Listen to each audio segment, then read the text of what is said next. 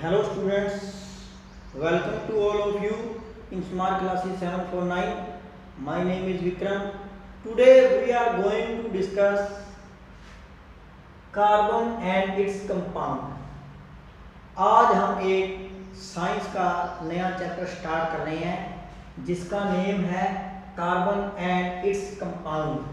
Chemistry के लिहाज से बहुत ही इम्पोर्टेंट चैप्टर है ये क्लास 10th के लिए और आगे +1 के लिए भी काम आने वाला चैप्टर है कार्बन एंड इट्स कंपाउंड। इस चैप्टर में हम कार्बन एंड इट्स कंपाउंड के बारे में स्टडी करेंगे कि कार्बन क्या होता है और उसके कौन कौन से कंपाउंड फॉर्म होते हैं, इसके बारे में हम डिटेल से स्टडी करेंगे। तो सबसे पहले हम जानते हैं कि कार्बन क्या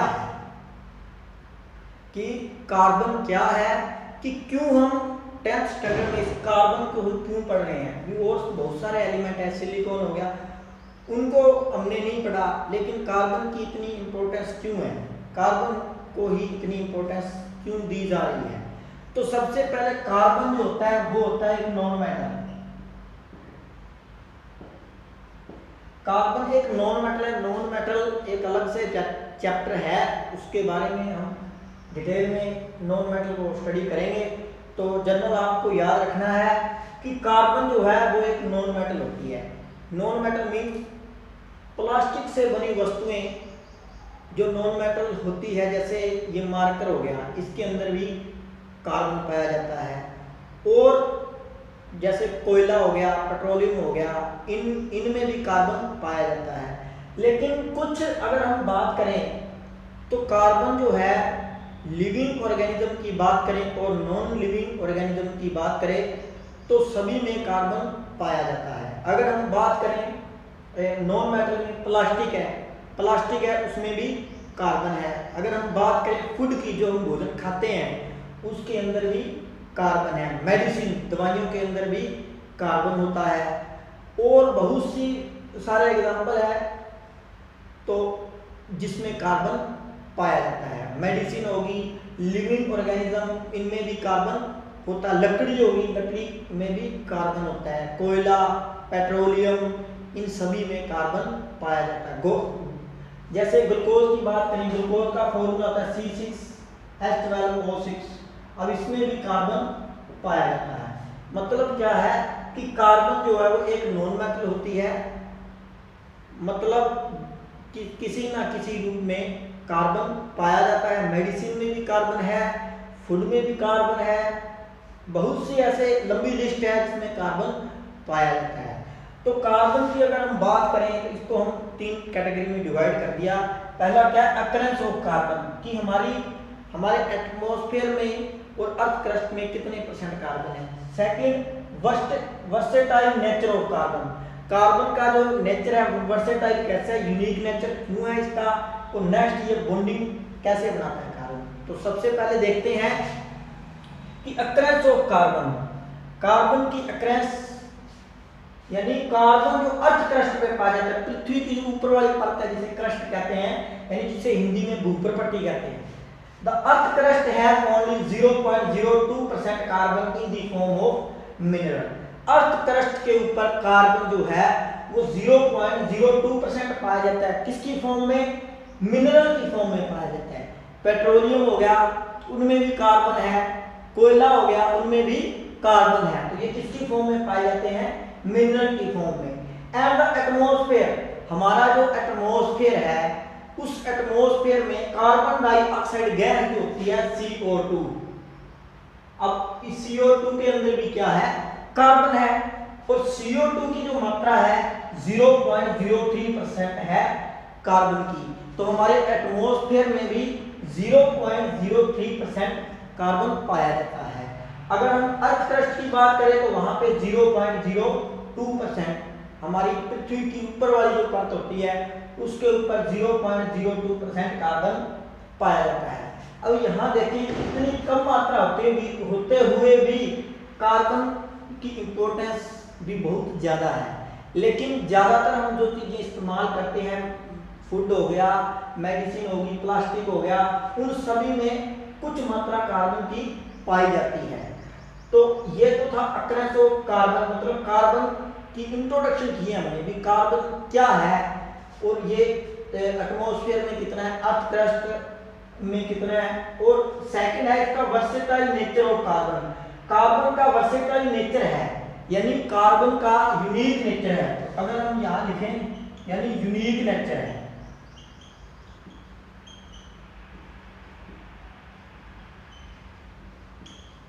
इसको हम आगे डिटेल में स्टडी करेंगे कि कार्बन जो है उसका यूनिक नेचर क्यों होता है, और उसके बाद जो है वो बॉन्डिंग जो बनाता है वो किस प्रकार के बॉन्ड बना पाता है। अब यहाँ अगर बात करें तो यूनिक नेचर ऑफ कार्बन, अब कार्बन जो है, हमने कार्बन क्यों चुना, कार्बन बहुत सारे एटम थे और बहुत सारे, लेकिन उसको हमने कार्बन क्यों लिया, तो इसकी खास बात यह है कि कार्बन जो है वो कार्बन अन्य किसी एलिमेंट के साथ यानी और एलिमेंट के साथ बॉन्ड बना सकता है। कार्बन 4 अलग अलग एलिमेंट के साथ बॉन्ड बना सकता है, ये पहला एलिमेंट, ये दूसरा एलिमेंट, ये तीसरा एलिमेंट, ये चौथा एलिमेंट, मतलब इनफाइनाइट नंबर ऑफ एलिमेंट को अपने साथ जोड़ सकता है, अपने साथ लगा सकता है। तो इसलिए इसे कहते हैं it can form infinite number of compound. Carbon अकेला जितने कंपाउंड मिलकर अकेला बना सकता है, बाकी एलिमेंट जो है वो मिलकर भी नहीं बना सकते जितना अकेला कार्बन बना लेता है।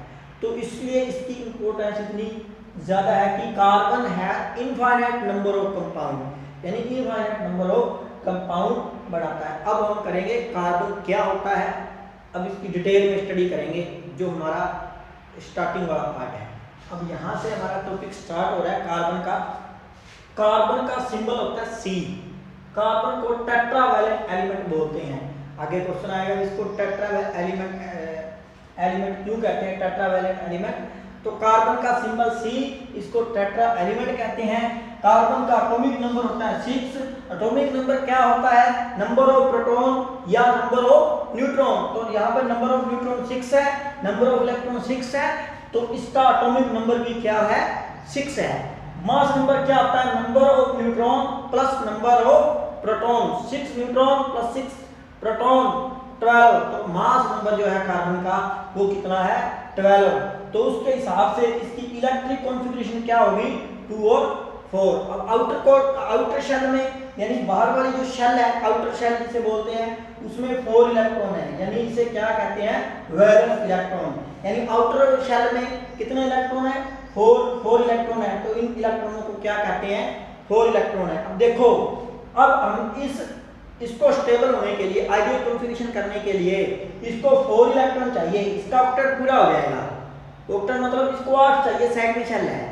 आज 1 इलेक्ट्रॉन पूरा करने के लिए अब या तो ये क्या करे, 4 इलेक्ट्रॉन कहीं से मंगा ले, गेन कर ले। अगर गेन करता है 4, या क्या करे, ये जो 4 इलेक्ट्रॉन है वो किसी को दे दे, डोनेट कर दे।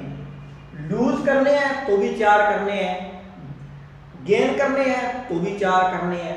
तो वैलेंसी क्या होगी, 4 होगी। अब वैलेंसी क्या होती है कि किसी के साथ बॉन्ड बनाने की टेंडेंसी, मतलब कार्बन जो है वो बॉन्ड कितने बना सकता है, 4। तो इसकी टेंडेंसी कितनी होती है, 4, यानी ये 4 बॉन्ड बनाता है कार्बन। तो इसलिए इसकी वैलेंसी क्या होगी, 4 होगी। अब इसका स्ट्रक्चर देखते हैं कार्बन का। ये है इसका न्यूक्लियस, इसमें बैठे हैं 6 प्रोटॉन या 6 इलेक्ट्रॉन, ठीक है। अब इसके शेल में इलेक्ट्रॉन रिवॉल्व हो रहे हैं, ये पहली शेल है। फर्स्ट शेल में 2 इलेक्ट्रॉन है, यानी ये इलेक्ट्रॉन है। उसके बाद सेकंड शेल में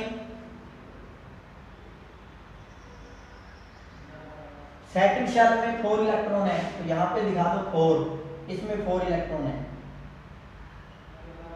अब देखो, ये जो 6 प्रोटॉन है वो इन 6 इलेक्ट्रॉनों को होल्ड करके रखते हैं, मतलब इनके बीच में ये जो 6 प्रोटॉन है वो इन इलेक्ट्रॉनों को होल्ड करके रखता है। ये जो न्यूक्लियस होता है जो इसके सेंटर में बैठा है, न्यूक्लियस पे पॉजिटिव 6 प्रोटॉन बैठे हैं, वो इन इलेक्ट्रॉनों को क्या करते हैं, होल्ड करके रखते हैं, बांध कर रखते हैं।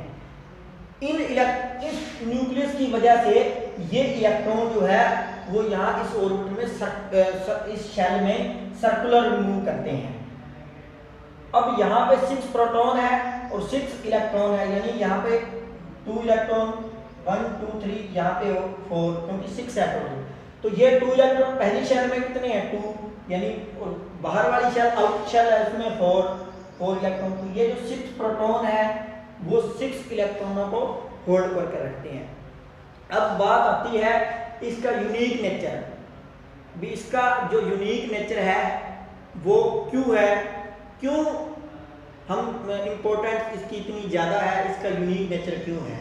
तो सबसे पहले हम करेंगे अब बात unique nature of carbon. Reason behind, क्या रीजन है कि यूनिक नेचर होती है कार्बन की।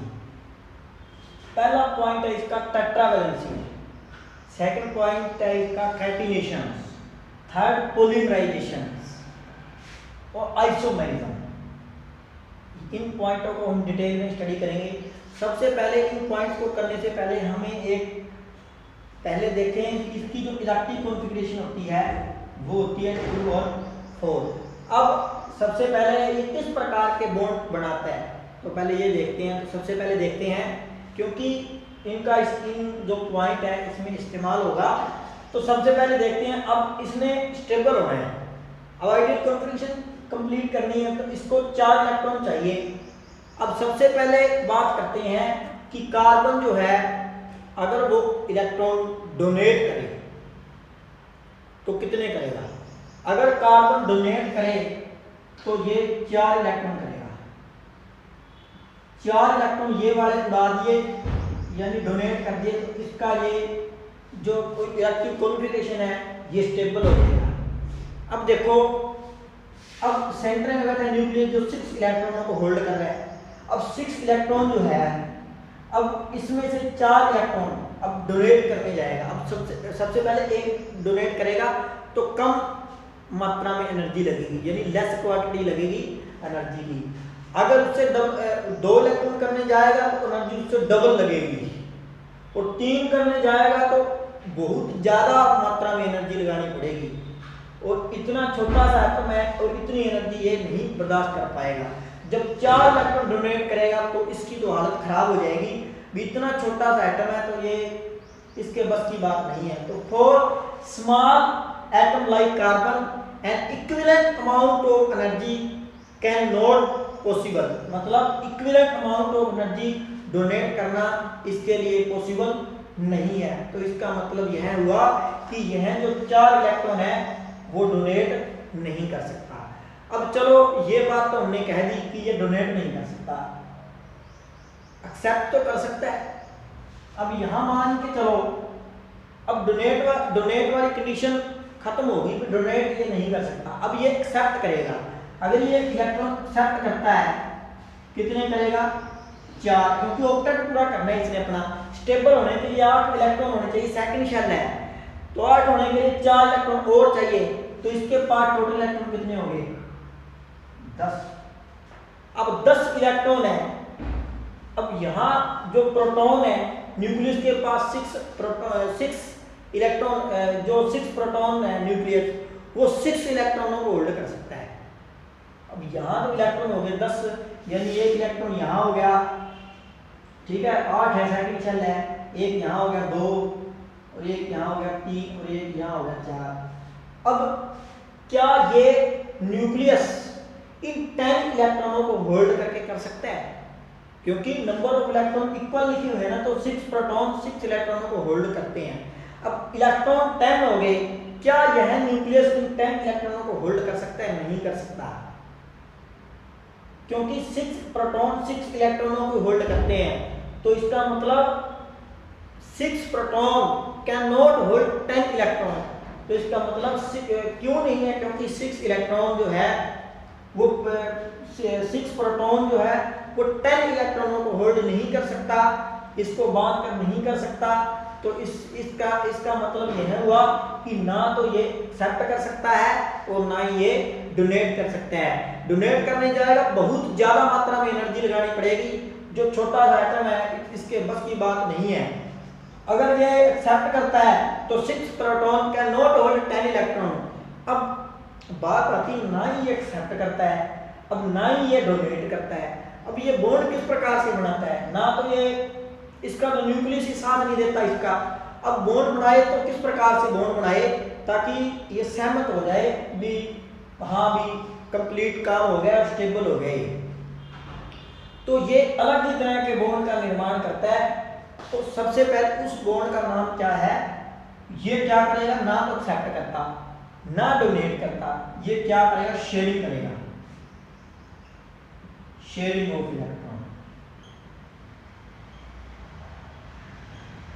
ना तो अपने इलेक्ट्रॉन देगा ना उसके इलेक्ट्रॉन लेगा, ये क्या करेगा, दूसरे एलिमेंट के साथ ये शेयर कर लेगा। अपने 2 इलेक्ट्रॉन उसको दिए नहीं, ना ही उससे लिए, बल्कि शेयरिंग से ये बॉन्ड फॉर्मेशन करता है। इसकी एबिलिटी क्या होती है, यह सिर्फ और सिर्फ शेयरिंग से ही बॉन्ड बना पाता है। वो शेयरिंग ऑफ इलेक्ट्रॉन से बॉन्ड बनाता है, उस बॉन्ड को कहते हैं कोवलेंट बॉन्ड।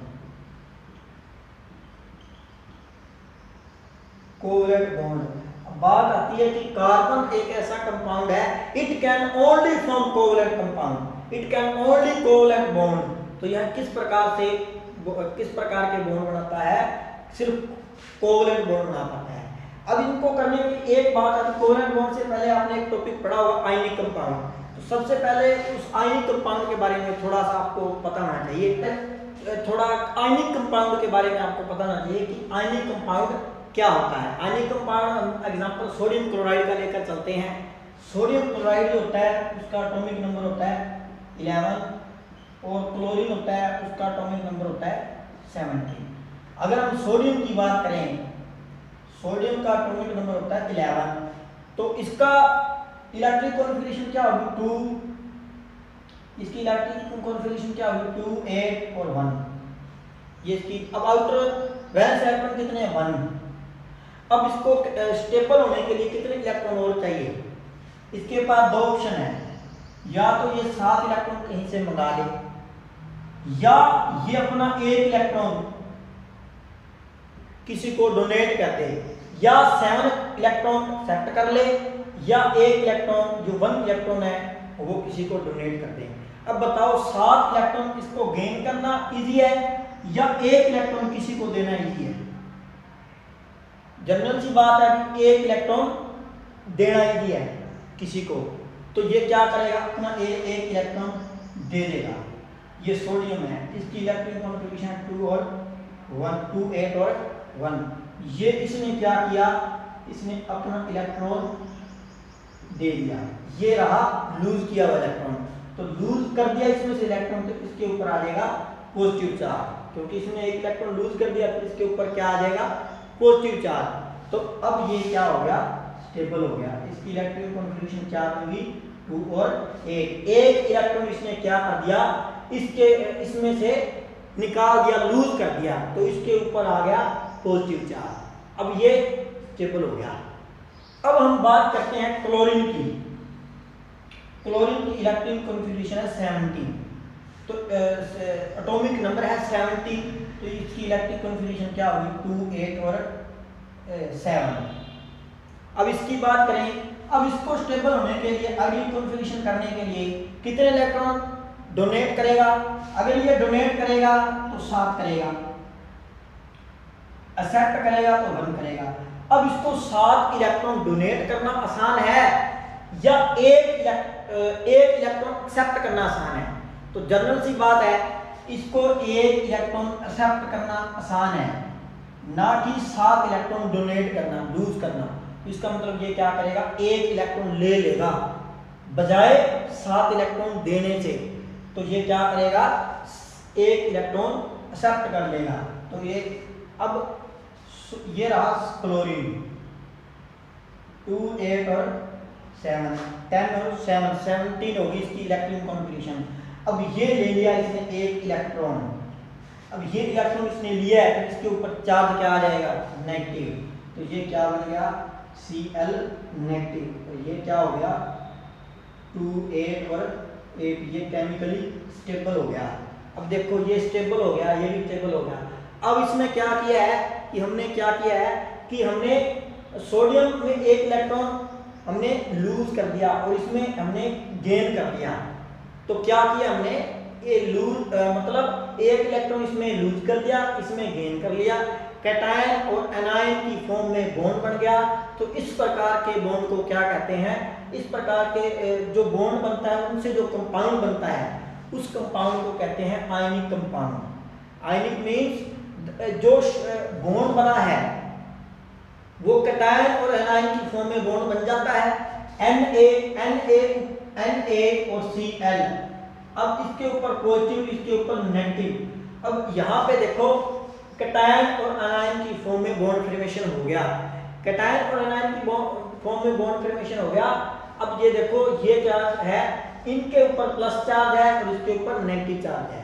तो यानी unlike charge repel attract each other. Unlike charge होता है वो अट्रैक्ट करते हैं, सेम लाइक चार्ज होते हैं वो रिपेल करते हैं। तो अनलाइक चार्ज है तो ये क्या करेंगे, अट्रैक्ट करेंगे।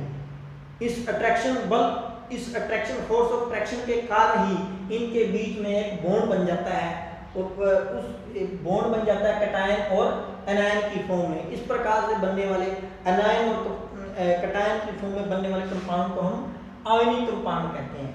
लेकिन जो कार्बन होता है वो बनाता है sharing of electron.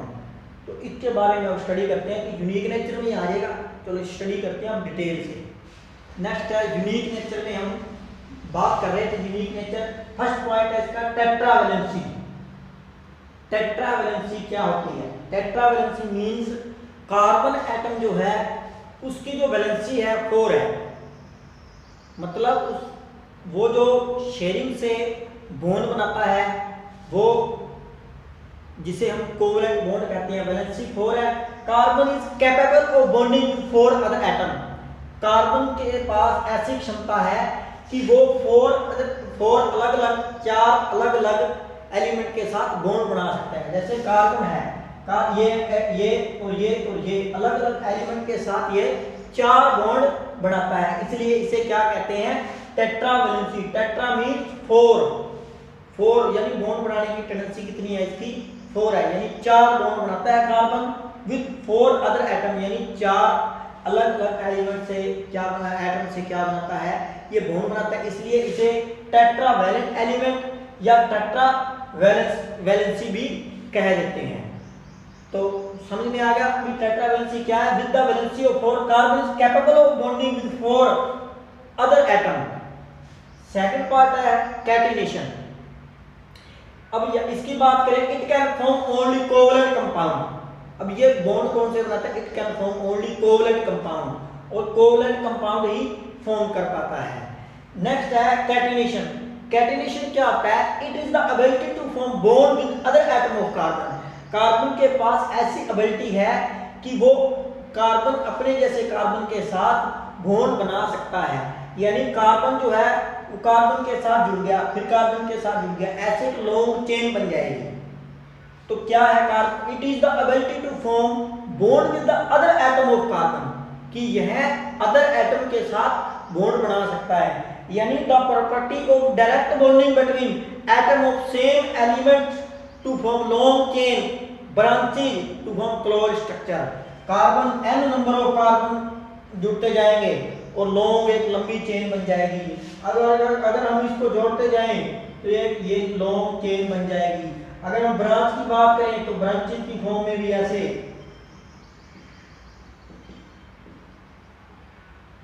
Ring structure, यानी रिंग की फॉर्म में भी ऐसे,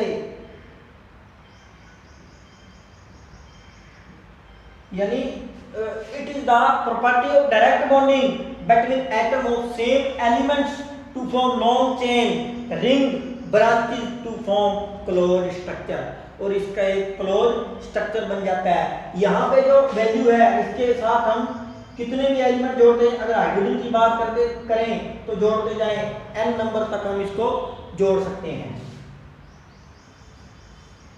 नेक्स्ट देखते हैं, थर्ड पार्ट है यूनिक नेचर में पॉलीमराइजेशन। पॉलीमराइजेशन मींस जो स्मॉल मॉलिक्यूल है उसको हम मोनोमर्स कहते हैं, छोटे मॉलिक्यूल। जैसे हमने एक ले लिया CH2 डबल बॉन्ड CH2, इसे कहते हैं इथीन। आगे वीडियो आएगी उसमें हम करेंगे कि इसको इथीन ही क्यों कहते हैं। तो अगर हम इसको n नंबर तक जोड़ते जाएं तो ये क्या करेगा, ये इथीन जो है वो आगे n नंबर ऑफ कार्बन को आगे लॉन्ग चेन बनती जाएगी, यानी attachment of carbon double bond carbon के साथ ऐसे n नंबर ऑफ मोनोमर जुड़ते जाएंगे, या स्मॉल मॉलिक्यूल जो है, यानी इसे कहते हैं हम पॉलीमराइजेशन, यानी the property of attachment which monomers can be attachment to form a long chain, यानी जो स्मॉल मॉलिक्यूल मोनोमर अगर उसको अटैचमेंट करते जाएं ऐसे इसका लंबा एक चेन बनेगा, यानी हमने n लगा दिए, लंबा इतना चेन बन जाएगा, n नंबर ऑफ मॉलिक्यूल आ जाएंगे। The process of attachment which monomers can be attachment to form a long chain molecule is called polymer. तो इस लॉन्ग चेन बनने की वजह से ये बन जाएगी पॉलीइथीन। पॉलीइथीन मतलब कार्बन का क्या काम है कि यह स्मॉल मोनोमर के साथ अटैचमेंट होके एक लंबी चेन बना देते हैं जिसे हम पॉलीमर कहते हैं। ये नेचर है यूनिक कार्बन की। नेक्स्ट है इसका isomerism. Isomerism same molecular formula but different in structure. Molecular formula तो वही रहेगा लेकिन इसका जो स्ट्रक्चर है वो थोड़ा डिफरेंट बनेगा। जैसे हमने पेंटेन का एग्जांपल लिख लिया, अब आगे वाली वीडियो में हम करेंगे आगे इसको पेंटेन ही क्यों कहते हैं, इसको इथीन ही क्यों कहते हैं। तो हमने एग्जांपल ले लिया C5H12 पेंटेन, यानी 5 कार्बन और 12 हाइड्रोजन है। तो 5 कार्बन ले लिए 1 2 3 4 5। अब हमने क्या किया, इसके साथ हाइड्रोजन अटैच कर दिए। देखो यहाँ ये तो हमने एक लॉन्ग चेन से ब्रांचेज में करते हैं। यहाँ पे देखो मॉलिक्यूलर फार्मूला तो सेम है, पहले ये स्ट्रक्चर बना पेंटेन का, अब हमने ये स्ट्रक्चर बना दिया। अब इस वैल्यू को हम इसके नीचे भी बना सकते हैं स्ट्रक्चर। तो इसका मतलब क्या है कि आइसोमेरिज्म वो प्रॉपर्टी है कार्बन एटम की, कार्बन एलिमेंट की, कि जिसके अंदर मॉलिक्यूलर फार्मूला है वो तो सेम रहता है बट डिफरेंट इन स्ट्रक्चर। इसका जो स्ट्रक्चर होता है वो बदल जाता है। यानी अब पेंटेन को हम कितने भी तरीकों से इसका स्ट्रक्चर बना सकते हैं। ये थी हमारे पास यूनिक नेचर ऑफ कार्बन।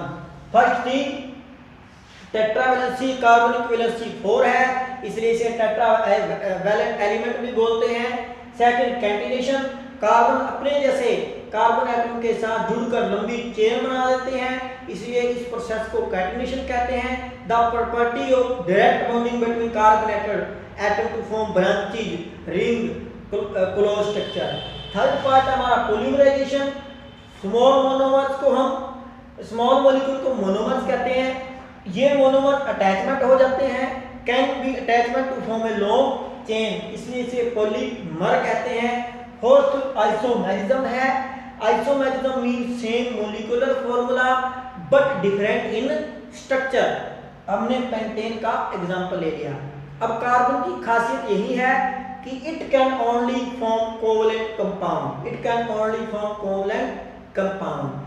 अब infinite number of compound, carbon अकेला जितने कंपाउंड फॉर्म कर सकता है बाकी एलिमेंट मिलके भी उतने कंपाउंड नहीं बना सकते। और बहुत सारे एटम है, एलिमेंट है, लेकिन कार्बन की खास बात यही है कि यह क्या बनाता है, कोवलेंट बॉन्ड बनाता है, शेयरिंग ऑफ इलेक्ट्रॉन से बॉन्ड बनाता है। अब हम स्टडी करेंगे कि कोवलेंट बॉन्ड बनता कैसे है, क्या होता है कोवलेंट बॉन्ड, शेयरिंग से कैसे बॉन्ड बनाता है। नेक्स्ट हम बात करते हैं पहले कोवलेंट बॉन्ड की। तो कोवलेंट बॉन्ड क्या होता है, it is a chemical bond involve the sharing of electron. Sharing of electron से जो बॉन्ड बनता है, पेयर बिटवीन एटम, जो भी शेयरिंग ऑफ इलेक्ट्रॉन पेयर से बॉन्ड बनता है एटम में उसको हम कोवलेंट बॉन्ड बोलते हैं। The pair are known as share pair और बॉन्डिंग पेयर। वो शेयर पेयर जो इलेक्ट्रॉन पेयर हमने शेयर किए हैं उसको बोलते हैं शेयर्ड पेयर या बॉन्डिंग पेयर। अब कैसे देखते हैं, अगर हम बात करें मीथेन की, आगे करेंगे, ये अलग टॉपिक आएगा कि इसको मीथेन क्यों कहते हैं। मीथेन, अगर हम बात करें मीथेन की तो मीथेन यहाँ पे कार्बन है, कार्बन की इलेक्ट्रिक कॉन्फ़िगरेशन होती है 2 4, यानी वैलेंस इलेक्ट्रॉन कितने हैं 4, हाइड्रोजन की होती है 1। ठीक है, तो इसका सबसे पहले देखते हैं। यह है कार्बन। कार्बन के जो इलेक्ट्रॉन है उसको हमने दिखा दिया डॉट से, यानी इसके 4 इलेक्ट्रॉन को हमने डॉट से दिखा दिया, डॉट से दिखा दिया इसके 4 इलेक्ट्रॉनों को।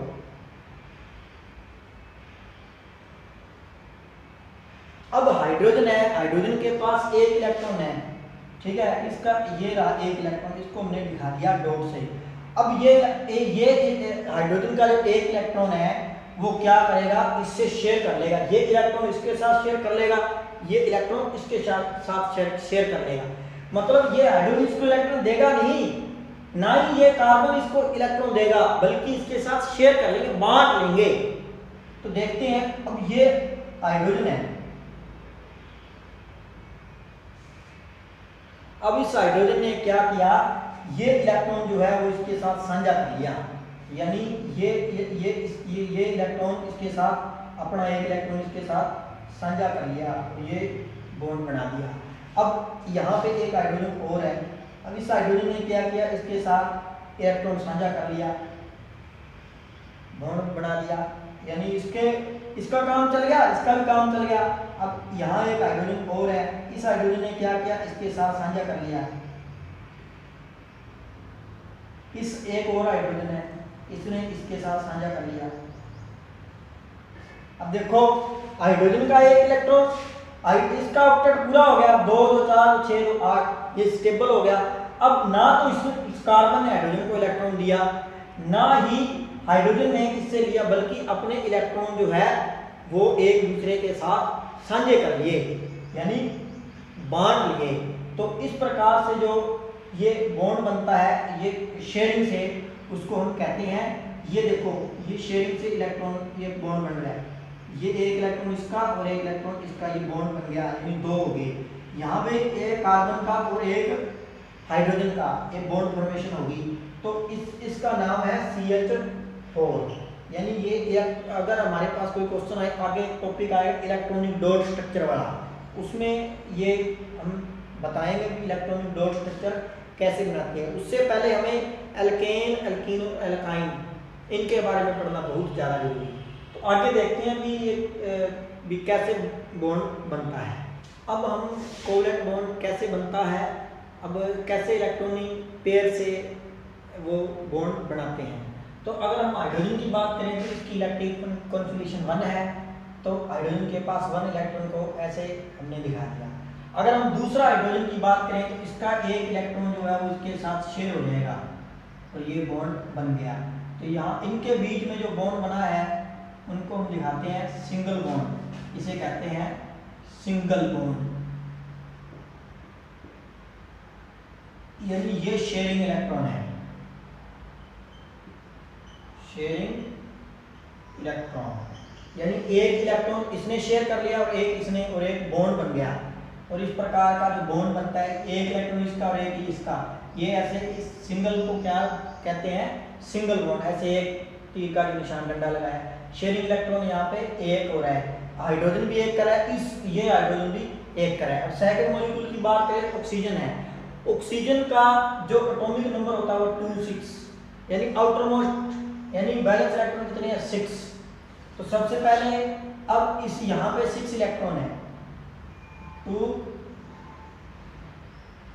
2 4 2 6, इसको थोड़ा यहाँ लिख देते हैं, ठीक है। अब 6 इलेक्ट्रॉन इसके हैं, अब इसने केमिकल स्टेबल होने के लिए 2 इलेक्ट्रॉन इसको और चाहिए, तो ये क्या करेगा, दूसरे ऑक्सीजन के साथ अपने 2 इलेक्ट्रॉन साझे कर लेगा, यानी इलेक्ट्रॉन इसके पास भी 2 2 2 2 कितने हो गए, 4 और 2 6, यानी इसके पास भी कंप्लीट हो गए, यानी 2 और 2 4, अपने इसके जो 2 इलेक्ट्रॉन हैं वो इसने इस ऑक्सीजन के साथ साझे कर लिए। अब यहाँ पे जो शेयर पेयर हो रहा है, यानी जो बॉन्ड फॉर्मेशन हो रहा है, कितने, सबसे पहले तो ये एक पेयर बन गया और एक ये पेयर बन गया, तो यानी दो पेयर बन रहे, 2 पेयर बन रहे हैं, तो इनके बीच में क्या आएगा, O डबल बॉन्ड O, इसको क्या कहते हैं, डबल बॉन्ड, इसको कहते हैं डबल बॉन्ड। मतलब इसने क्या किया, इस ऑक्सीजन के साथ अपने 2 इलेक्ट्रॉन क्या कर लिए, शेयर कर लिए। इस ऑक्सीजन ने इसके साथ शेयर कर लिए और इसका ऑक्टेट पूरा हो गया। 2 2 4 तो 6 2 8, इसके भी कंप्लीट हो गए। 2 2 साझे कर लिए, ऑक्टेट पूरा हो गया, स्टेबल हो गया। तो इनके बीच में जो बॉन्ड बना है उनको कहते हैं डबल बॉन्ड। नेक्स्ट हम बात करते हैं नाइट्रोजन की। नाइट्रोजन जो है उसके आउटर मोस्ट शेल में कितने इलेक्ट्रॉन है, 5, यानी 2 तो यहाँ पे, 3 यहाँ पे।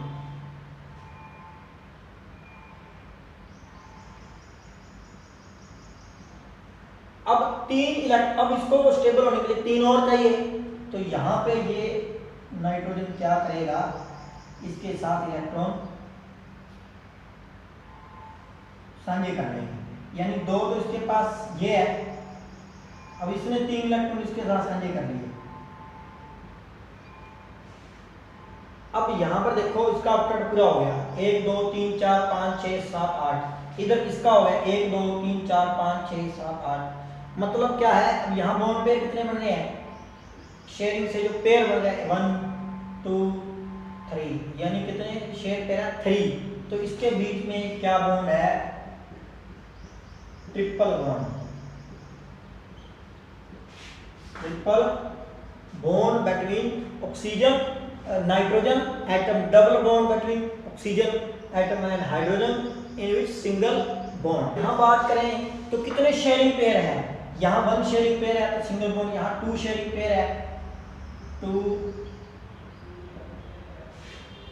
शेयरिंग पेयर, तो यहाँ इसलिए 2 शेयरिंग पेयर है। तो यहाँ पे क्या आ जाएगा, डबल बॉन्ड। तो यहाँ कितने, 3 शेयरिंग पेयर, तो यहाँ कितने 1 2 3, तो 3 शेयरिंग पेयर से बॉन्ड बन रहा है। तो इसका मतलब यहाँ पे क्या हो गया, ट्रिपल बॉन्ड हो गया बिटवीन नाइट्रोजन और नाइट्रोजन के बीच में। ये था हमारा प्रोसेस, कार्बन क्या होता है, इसका unique nature, reason behind tetra. Unique nature में हमने क्या किया था, सबसे पहले बात की थी कार्बन जो है वो एक नॉन मेटल होती है, 0.02% अर्थ क्रस्ट पे, 0.03% एटमॉस्फेयर में पाया जाता है। और उसके बाद हमने बात की थी इसके यूनिक नेचर की, कि कार्बन का यूनिक नेचर है वो क्यों होता है। उसमें हमने बात की थी टेट्रावैलेंसी की, it can only form covalent compound, और 4 अलग अलग एटम के साथ बॉन्ड बना सकता है। सेकंड हमने बात की थी कैटिनेशन, वो एक लंबी चेन बना देता है, branch, rings and close structure. Fourth polymerization, small molecules like monomers, attachment of monomer long chain. Monomer जब जुड़ते हैं तो उनकी एक लंबी चेन बनती है। फिर हमने बात की थी isomerism, same molecular formula but different in structure. उसके बाद ये इलेक्ट्रॉन एक्सेप्ट क्यों नहीं करता, डोनेट क्यों नहीं करता, डोनेट करेगा एनर्जी ज़्यादा लगेगी, इसलिए उतनी एनर्जी उसके पास है नहीं, equivalent amount of energy not possible.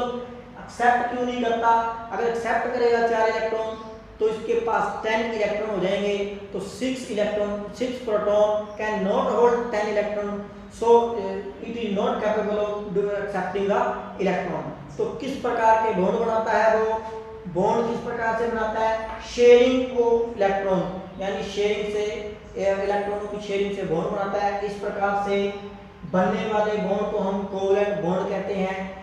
It ability to form only covalent compound, only covalent bond. तो ये किस प्रकार से कौन से कंपाउंड बनाता है, ओनली कोवलेंट कंपाउंड। यह सिर्फ और सिर्फ कोवलेंट कंपाउंड फॉर्म करता है। इसका क्यों हम इन कार्बन को पढ़ रहे हैं, कार्बन जो है वो इनफाइनाइट नंबर ऑफ एटम, मतलब कार्बन ही एक ऐसा कंपाउंड है जो अकेला जितने बना सकता है उतने एलिमेंट मिलके भी बॉन्ड फॉर्मेशन नहीं कर सकते, इसलिए हम कार्बन को इतनी इंपॉर्टेंस दे रहे हैं। तो ये बात हमने आज कर ली। आगे हम नई वीडियो लेकर आएंगे, उसमें करेंगे कि इनका नेमिंग, एल्केन क्या होती है, हाइड्रोकार्बन क्या होते हैं। थैंक यू सो मच, मिलते हैं अगली वीडियो के साथ। Thank you so much.